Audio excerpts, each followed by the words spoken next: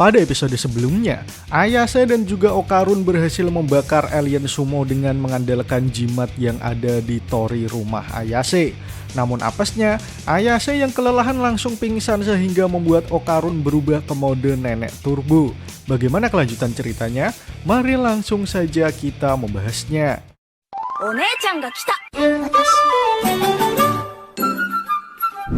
Scene pertama kita ditunjukkan seorang peramal yang mencoba menebak usia seseorang. Peramal tersebut mengisi sebuah siaran TV dengan mencoba untuk menebak makanan favorit dan juga status seorang idol. Namun semua tebakan peramal tersebut ditampik oleh idol tersebut. Setelah acara tersebut selesai, para kru TV membicarakan kemampuan si peramal yang ternyata tebakannya salah semua. Padahal sebenarnya idol lelaki itu sendiri yang berbohong. Kemudian peramal yang bernama Dodoria Santa naik sebuah mobil menuju rumahnya. Di dalam kendaraan, sopir tersebut menanyakan kemampuan Dodoria Santa karena pernah melihatnya di televisi. Namun peramal tersebut malah meminta untuk diturunkan di lokasi tersebut dan memilih untuk tidak menjawab pertanyaan sopir tadi. Sementara itu di tempat lain, kita ditujukan kondisi Okarun yang sudah berubah ke mode nenek turbo. Karena kehilangan kesadarannya, dia malah mencoba untuk memakan tubuh Ayase. Karena nenek turbo memang menyukai otong, dia pun memilih bagian tersebut untuk diserutup. Sialnya, sebelum tindakan asoynya berhasil, tiba-tiba saja tubuh Okarun terbakar hebat setelah terkena sebuah benda yang ditusuk paku. Ia pun sampai tercebur ke sungai untuk memadamkan api yang membakar tubuhnya. Kemudian seseorang berkata jika ia mengira Ayase membawa laki-laki sampah seperti kemarin. Namun kali ini yang dibawa cucunya bukanlah manusia. Ternyata orang tersebut adalah nenek dari Ayase. Wanita inilah Dodoria Santa yang juga nenek dari Ayase. Nama aslinya Seiko Ayase. Dimana meskipun sudah nenek-nenek, namun penampilannya masih sangat muda dengan kulit yang masih mulus. Ketika Dodoria menantang makhluk di depannya bertarung, tiba-tiba saja Okarun menghilang. Padahal Okarun menggunakan kecepatannya untuk menyerang nenek Ayase dari belakang. Akan tetapi Dodoria Santa sebagai seorang cenayang tidak bisa dikalahkan hanya dengan semudah itu. Sebelum Okarun berhasil menyentuh nenek mulus di depannya, tiba-tiba saja tubuh Okarun terbakar lagi. Kemudian nenek Ayase menjelaskan bahwa serangan nenek turbo hampir mengenainya. Ia sudah menduga bahwa musuhnya akan mengincar titik buta lewat belakang. Lalu kini Okarun telah masuk ke perangkap yang dibuat nenek Ayase. Di sana terlihat sebuah lingkaran yang diberi nama teknik hook, line, and sinker, di mana jika Okarun keluar dari lingkaran tersebut, ia akan mati terbakar. Itu karena di sekitar lingkaran sudah dipasang kekai oleh nenek Ayase. Kekai itulah yang membuat Okarun saat ini tidak bisa bergerak leluasa. Karena jika jimat paku nenek Ayase ditusuk di luar lingkaran, seluruh area di luar lingkaran akan menjadi kekai. Sementara jika ia menusuk di dalam lingkaran, maka seluruh area di dalam lingkaran akan menjadi kekai. Alasan kenapa tadi Okarun tidak bisa menyentuh nenek Ayase karena dia sudah melindungi tubuhnya dengan kekainya sendiri. Kini kondisi Okarun sangat berbahaya. Ia sudah tidak bisa bergerak di hadapan nenek Ayase yang tidak tahu bahwa dirinya sekarang ini sedang lepas kendali. Hal itu diperparah oleh ancaman Okarun yang akan memakan nenek Ayase hidup-hidup karena telah berpikir bisa mengurungnya di dalam lingkaran tersebut. Namun, nenek Ayase berkata bahwa ia tidak akan mengurungnya, akan tetapi dia akan langsung membunuhnya. Sedetik kemudian, nenek Ayase langsung memukul Okarun secara telak hingga makhluk tersebut melebihi batas lingkaran yang membuat tubuhnya terbakar. Tak puas dengan satu kali pukulan, nenek Ayase memprovokasi makhluk di depannya untuk mengeluarkan kecepatan yang dibanggakannya tadi. Kini nenek Ayase mengeluarkan lagi paku jimatnya untuk benar-benar menghabisi nenek turbo. Namun di sana, nenek turbo mengatakan jika ia mati maka manusia yang dikutuknya juga akan mati. Mendengar hal itu, nenek Ayase tidak terlalu peduli karena ia akan membunuh siapapun sampah yang mencoba menggoda cucunya.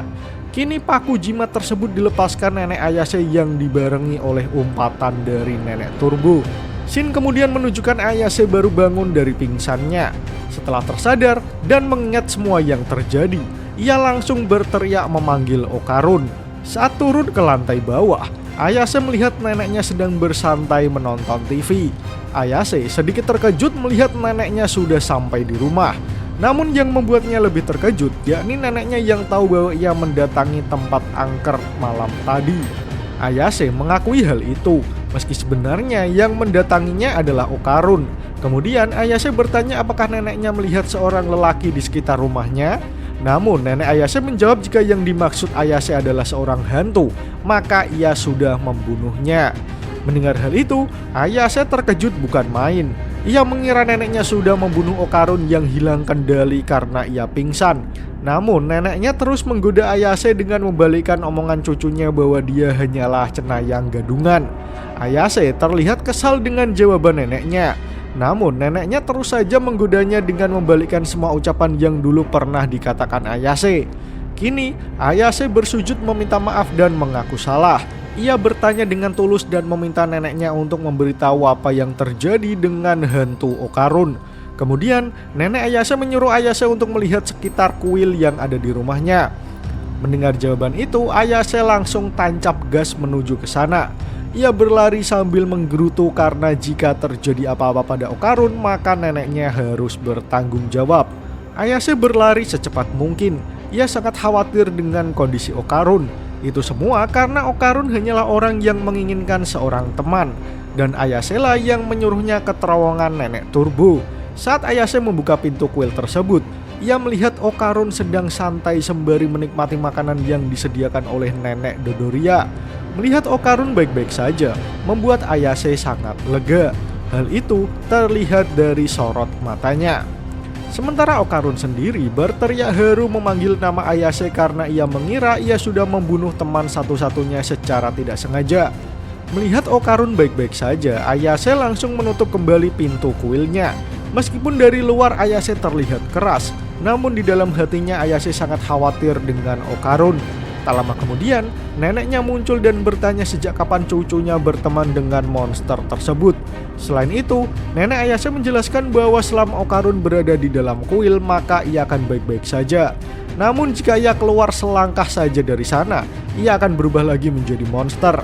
Kemudian, Ayase menjelaskan bahwa Nenek Turbo mengutuk Okarun dan mengambil otongnya.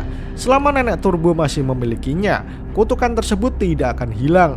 Ayase beralasan ini semua juga karena kesalahannya. Oleh karena itu, ia juga ingin membantu Okarun. Lalu Ayase mengatakan jika sekarang ia sudah bisa menggunakan kekuatan psikisnya. Itu semua karena dia pergi ke tempat UFO, lalu setelah terjadi beberapa hal ia bisa menggunakan kekuatannya. Mendengar cerita cucunya, nenek Ayase malah berkata bahwa UFO itu tidaklah nyata. Namun masalah Nenek Turbo, nenek Ayase menjelaskan bahwa dia dulunya disebut sebagai si nenek El Kecepatan, yokai di dunia modern yang meneror seluruh penjuru Jepang. Setelah mendengarnya akhir-akhir ini, nenek Ayase pergi ke terowongan tempat Nenek Turbo bersemayam. Namun anehnya, nenek Ayase tidak bisa mendekat ke terowongannya karena ada hawa keberadaan yang kuat di sana. Lalu, nenek Ayase bertanya apakah Ayase tahu tentang arwah gentayangan. Mereka adalah arwah yang diam di satu tempat dan memiliki keterikatan yang kuat di tempat tersebut. Selain itu, mereka adalah makhluk yang paling kuat di wilayah mereka. Artinya, tidak ada cenayang waras yang mau melawan arwah gentayangan secara langsung. Sementara itu, ada arwah gentayangan di dalam terowongan tersebut. Nenek Ayase pun bertanya apakah Ayase sudah paham apa maksud dari perkataannya. Itu artinya arwah gentayangan itu sudah menyatu dengan Nenek Turbo yang mendiami terowongan tersebut. Itulah hawa keberadaan sangat kuat yang dirasakan oleh nenek Ayase. Dengan semua penjelasan yang disampaikan, nenek Ayase melarang cucunya untuk melawan Nenek Turbo. Lagi pula, Ayase tidak terlibat secara langsung. Ia menyuruh cucunya kembali ke kehidupan biasanya dan melupakan Okarun. Di sana, nenek Ayase berkata jika ia berada di situasi yang tidak tahu harus berbuat apa, biasanya ia berpikir apa yang akan Takakuraken lakukan jika berada di posisinya saat ini. Selama ini, nenek Ayase melakukan itu dan tidak pernah menyesalinya. Namun Ayase membantah perkataan neneknya. Ia mengatakan jika itu adalah Takakuraken, ia pasti akan membantu temannya. Mendengar perkataan cucunya, nenek Ayase malah menggoda cucunya dengan mengira jika Ayase memang menyukai bocah monster yang dikurung di kuil.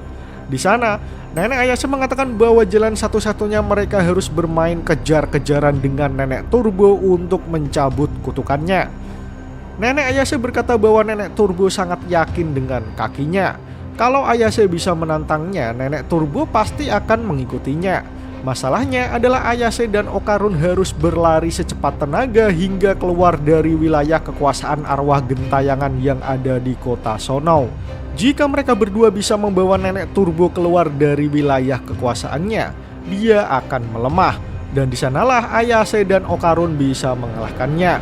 Mendengar hal itu, Ayase mengatakan bahwa ia tidak mungkin bisa menang dengan adu lari melawan nenek Turbo. Ayase bertanya, kenapa tidak memakai semacam jimat atau yang lainnya. Kemudian nenek Ayase menjelaskan jika hal seperti itu tidak akan bekerja. Lagi pula, sejak awal nenek Ayase menjawab jika ia tidak bisa membantu mereka. Kekuatan Kekai nenek Ayase hanya meminjam dari kekuatan dewa yang hidup di daerah rumahnya. Jika dia meninggalkan kota Kamikoshi, maka nenek Ayase tidak bisa menggunakan kekuatannya lagi. Oleh sebab itu, nenek Ayase menjelaskan jika ini seperti pertarungan di kandang sendiri atau di kandang lawan. Jika mau mengalahkan nenek Turbo, maka dia harus melatih tubuhnya sekarang juga. Nenek Ayase membicarakan Okarun yang dikutuk oleh nenek Turbo. Jika dia berlatih keras, maka ada kemungkinan ia bisa mengalahkan nenek Turbo. Namun Ayase berkata jika stamina Okarun itu lemah, terlebih lagi ia juga harus menahan kutukannya. Okarun mengatakan jika itu adalah hal yang mustahil, karena dalam mode kutukan, ia hanya bisa menggunakan kekuatannya sebanyak 2 kali. Itulah kenapa nenek Ayase menyuruhnya berlatih supaya bisa menggunakan kekuatannya setiap saat. Sementara untuk Momo Ayase, nenek Seiko menyuruhnya untuk melatih kekuatan psikisnya dengan membuat kekuatannya lebih kuat dari sebelumnya. Itu semua karena nenek Ayase tidak bisa membantu secara langsung. Untuk sekarang ini, nenek Ayase menyuruh cucunya untuk beristirahat terlebih dahulu. Sementara untuk Okarun bisa memulai latihan fisiknya. Sebelum latihan, Okarun menyampaikan kegelisahannya saat bertarung melawan alien sumo. Di sana ia merasa panik dan hanya memikirkan dirinya sendiri. Namun jika hal seperti itu terjadi lagi, Okarun berkata akan membantu Ayase dengan seluruh jiwa dan raganya. Ia hanya tidak mau Ayase kecewa padanya, karena ia tidak mau kehilangan teman seperti Ayase. Lalu Ayase menjawab jika ia tidak kecewa. Itu semua hanya perasaan Okarun saja. Lagi pula Ayase merasa jika Okarun terlihat keren saat bertarung tadi, walaupun ia memang terlihat sedikit bodoh. Di sisi lain, kita ditunjukkan nenek Ayase yang sangat santai menonton berita idol yang di awal scene menampik semua tebakannya. Kini rahasianya terbongkar, dan tebakan Dodoria Santa tidak ada yang meleset satupun, bahwa idol tersebut diam-diam memang sudah memiliki anak. Sementara itu, bagaimana nasib Okarun setelah ini? Namun sialnya, chapter pun berakhir. Nah, bagaimana menurut kalian teman-teman? Semoga episode ini dapat menghibur kalian semua ya. Akhir kata, terima kasih sudah menonton video ini hingga akhir. Sampai jumpa di episode selanjutnya.